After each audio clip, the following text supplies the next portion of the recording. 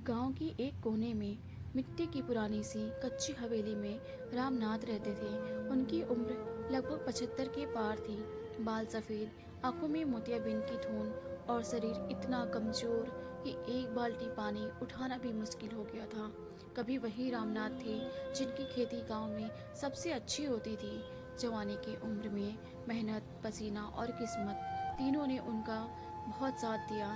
उनके पास 3 बेटे थे, मोहन, सोहन और रमेश। सबको उन्होंने पढ़ाया, लिखाया, ज़मीन जायदाद बनाई और शादी करके अलग अलग घर बसा दिए। शुरुआत में सब कुछ अच्छा था।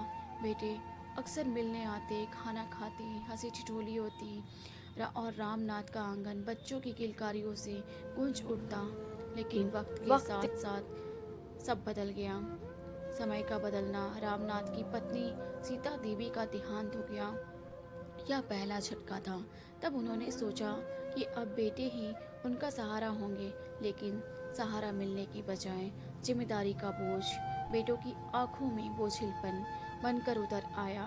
पहले महीने वे बारी बारी से पिता को अपने घर ले जाते, फिर बारी बारी से 2-2 महीने की हो गई और कुछ सालों में सिर्फ त्योहारों पर बुलावा रह गया, वो भी औपचारिक। अकेलापन। गांव के लोग कहते, रामनाथ तुम्हारे बेटे तो शहर में बड़े आदमी हैं, तुम्हें भी ले जाए ना। रामनाथ बस मुस्कुरा देते। बड़े लोग बड़ों को कहाँ रख पाते हैं। उनकी जिंदगी तेज है, मैं तो धीमा हूँ। रात को चौपाल के सन्नाटे में जब केवल जुगनू चमकते और दूर से कुत्तों के भौंकने की आवाज़ आती, वे अकेले अपने चारपाई पर लेटकर अतीत की बातें याद करते। पत्नी की हंसी, बच्चों की पहली चाल और खेत में बिताए दिन। एक दिन की घटना, सर्दियों की ठंड सुबह थी। रामनाथ अपने छोटे से आंगन में बैठकर धूप सेक रहे थे। तभी दरवाजे पर दस्तक हुई। दरवाज़ा खोला तो सामने उनका सबसे छोटा बेटा रमेश था।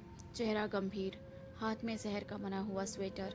बाबा, आप हमारे साथ शहर चलिए, रामनाथ ने हैरानी से पूछा। अचानक क्यों? रमेश ने धीमे स्वर में कहा। बड़ी इमारत में चौकीदार की ज़रूरत है, आपको बस वहाँ रहना है, दरवाज़ा देखना है, रहने और खाने का इंतज़ाम हो जाएगा। रामनाथ समझ गए, ये बुलावा सेवा के लिए नहीं बल्कि ज़रूरत के लिए है। उन्होंने हल्की मुस्कान दी। बेटा, मैं अब दरवाजे नहीं देख सकता, मैं तो खुद दरवाजे पर खड़ा इंतज़ार कर रहा हूँ, उस आखिरी बुलावे का जो मुझे ऊपर वाला देगा। रमेश चुप हो गया। उसके पास कहने को शब्द नहीं थे। आखिरी दिन, कुछ महीने बाद गांव में खबर फैली, रामनाथ जी नहीं रहे। उनका छोटा सा कमरा, चारपाई और लकड़ी की अलमारी सब वैसा ही था। बस एक चीज़ नहीं थी, तकिए के नीचे एक पुराना कपड़े का थैला था जिसमें 3 खत थे, अपने अपने बेटों के नाम। हर खत में लिखा था, बेटा याद रखना, बुढ़ापा कोई बीमारी नहीं है, लेकिन इसे प्यार की दवा चाहिए। अगर तुम अपने बुढ़ापे में अकेले ना रहना चाहो तो अपने बूढ़े माँ बाप को कभी अकेला मत छोड़ना। संदेश। रामनाथ की कहानी गांव में एक नई सीख बन गई।